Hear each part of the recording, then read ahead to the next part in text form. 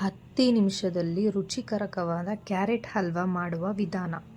ತುಂಬ ಸುಲಭವಾಗಿ ನಿಮ್ಮ ಮನೆಯಲ್ಲೇ ಕ್ಯಾರೆಟ್ ಹಲ್ವಾ ಮಾಡ್ಕೊಬೋದು. ಹೇಗೆ ಅಂದರೆ, ಕ್ಯಾರೆಟ್ನ ತುರಿದಿಟ್ಕೋಬೇಕು, ಸಣ್ಣಗೆ ತುರಿದಿಟ್ಕೊಂಡಿರಬೇಕು. ನಂತರ ತುಪ್ಪ, ಗೋಡಂಬಿ, ದ್ರಾಕ್ಷಿ ಮತ್ತು ಏಲಕ್ಕಿ, 1 ಕಪ್ ಹಾಲು, 1 ಕಪ್ ಸಕ್ಕರೆ, ಇದಿಷ್ಟು ಸಾಮಗ್ರಿಗಳನ್ನ ರೆಡಿ ಮಾಡ್ಕೊಬೇಕು. ಒಂದು ಪ್ಯಾನಿಗೆ 3 ಸ್ಪೂನ್ ಎಣ್ಣೆ ಹಾಕ್ಕೊಬೇಕು.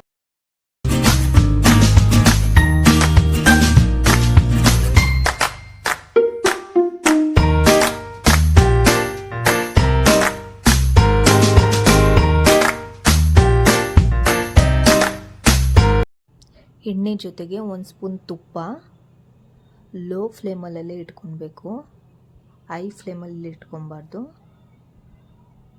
ತುಪ್ಪ ಕರಗಿದ ಮೇಲೆ ಗೋಡಂಬಿ ಮತ್ತು ದ್ರಾಕ್ಷಿ ಹಾಕೋಬೇಕು. ಅದನ್ನು ಲೋ ಫ್ಲೇಮಲ್ಲೇ ಚೆನ್ನಾಗಿ ಹುರ್ಕೋಬೇಕು.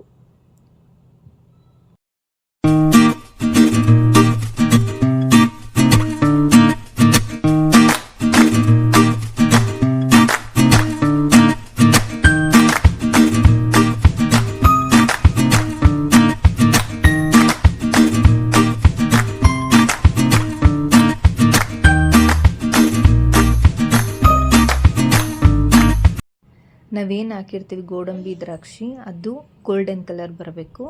ಆ ನಂತರ ತುರಿದಿಟ್ಕೊಂಡಿರೋ ಕ್ಯಾರೆಟನ್ನ ಹಾಕ್ಕೋಬೇಕು.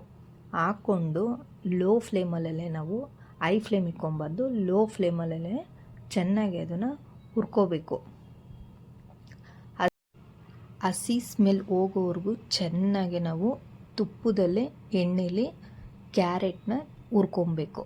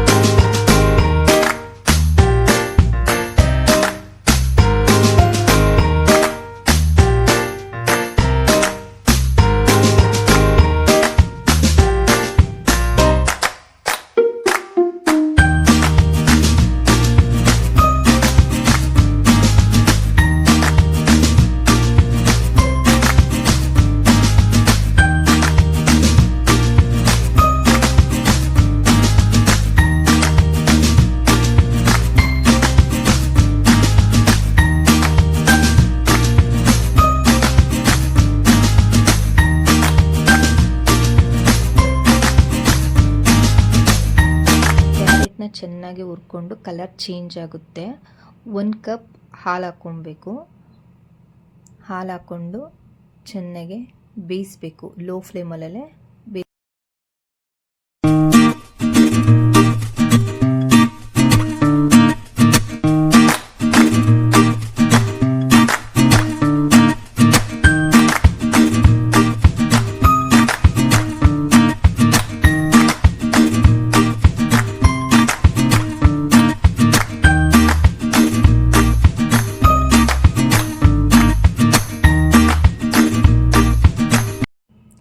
ಈ ಥರ ಕಲರ್ ಚೇಂಜ್ ಆಗೋವರೆಗೂ ಬೇಯಿಸ್ಕೊಂಡು 1 ಕಪ್ ಸಕ್ಕರೆ ಹಾಕ್ಕೊಬೇಕು.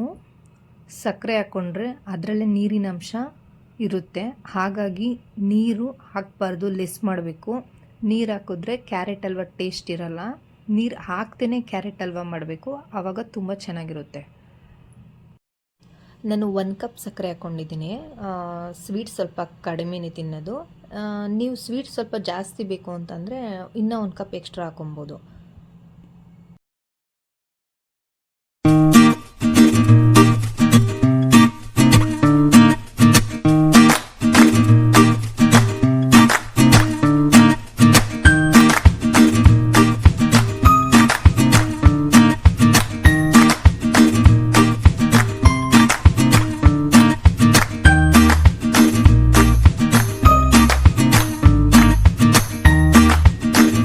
ಹಾಲು ಮತ್ತು ಸಕ್ಕರೆ ಹಾಕ್ಕೊಂಡು ಏನು ಫ್ರೈ ಮಾಡಿರ್ತೀವಿ ಕ್ಯಾರೆಟ್ ಜೊತೆಗೆ ನಾವು ಇದಕ್ಕೆ ಒಂದು ಬಾದಾಮಿ ಪೌಡರ್ ಬರುತ್ತೆ, ಅದನ್ನು ಹಾಕೊಬೇಕು 1 ಸ್ಪೂನು.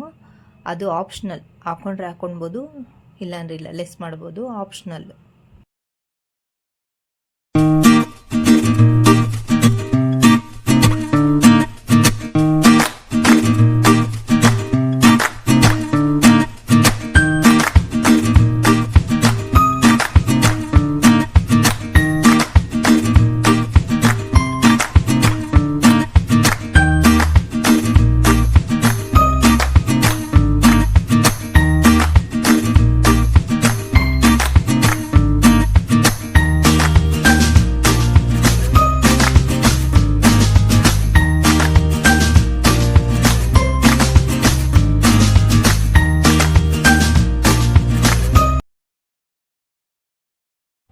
ನೀರು ಹಾಕ್ಬಾರ್ದು. ಒಬ್ರೊಬ್ರು ನೀರು ಹಾಕ್ಬಿಟ್ಟು ಕ್ಯಾರೆಟ್ನ ಬೇಯಿಸ್ತಾರೆ, ಹಂಗೆ ಹಾಕ್ಬಾರ್ದು. ಏಕೆಂತಂದರೆ ಅದರ ಟೇಸ್ಟೇ ಹೊಂಟೋಗ್ಬಿಡುತ್ತೆ.